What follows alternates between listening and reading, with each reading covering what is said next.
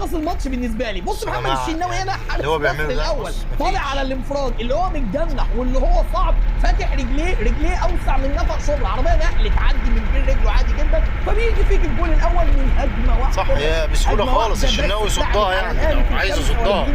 تسديده واحده بس شاطوها فريق زد على الاهلي، دخلت من بين رجل محمد الشناوي بمنتهى السهوله، لان ما عندكش حارس مرمى، ولان في ظلم، في النادي الاهلي ان الشناوي ده يكون هو اللي واقف كله وشوبير على الدكه.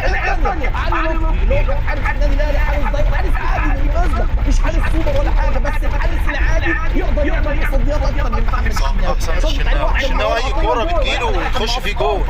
واحده ثانيه من طاهر محمد طاهر، والله جوه السته انا ما اعرفش عايز ايه الدنيا، يشوط واحده والثانيه يصدوهم الاثنين. علي لطفي محمد الشناوي واحده بس جت عليك 45 دقيقه مش عارف تطلعها. يا اخي انت ايه لازمتك في حراسه المرمى اللي محمد الشناوي؟